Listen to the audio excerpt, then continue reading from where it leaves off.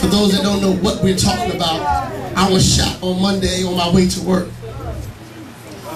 And there's a hole here. And there's a hole here. And it don't take a rocket scientist to understand. No way I can put my arm up here. And there's an exit wound, but it didn't pierce my heart or touch my lungs.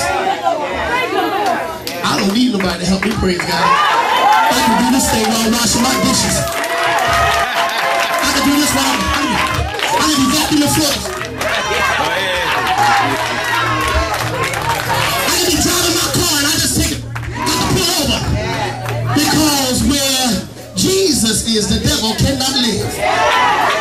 One more thing. I want you to look at your neighbor and tell your neighbor, say, I live when I should die. And I shout when I should cry. Tell them I am anointed. I am appointed. I am dedicated. And I'm consecrated. Turn your head back and tell the Lord, I am anointed. I am appointed. I am dedicated. And I'm consecrated. And while your hands are lifted and while you are giving God glory, I want to drop this in your spirit for the next 20 minutes. My blessing or my lesson. My blessing or my lesson. There are some people that come in your life as a blessing. Yes, go ahead.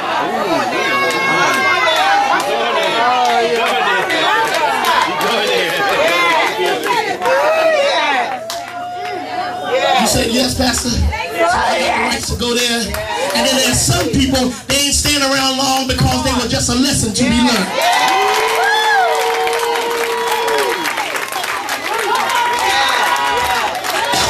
Turn with me to 1 John, the 2nd chapter, the 15th to the 19th verse, and look at your neighbor and say, I'm going to get mine today. I'm going to get mine. Tell them I was tired when I got in here, but there's something about the Holy Ghost that rejuvenates your spirit.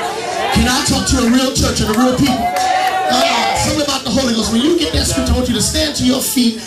You see young people on the phone, they're not talking on the phone.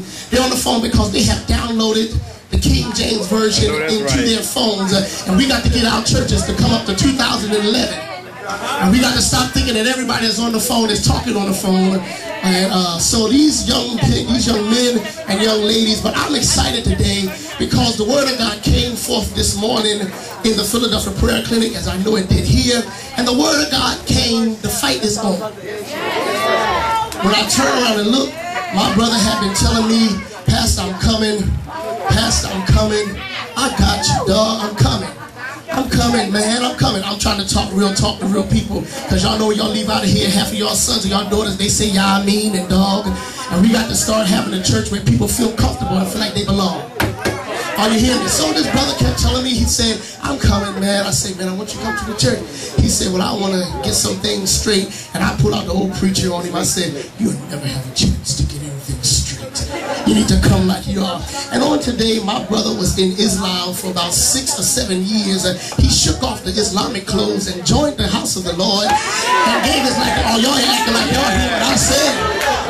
Now, God was preparing him the whole time, but he decided, I don't believe that you can say one thing and not see it manifest in the flesh. It manifested today. And I'm giving God glory because of the power of his word. My blessing or my lesson. Everybody, 1 John, the 15th, the 2nd chapter, the 15th through the 19th verse. When you have it, say, I got you, Pastor.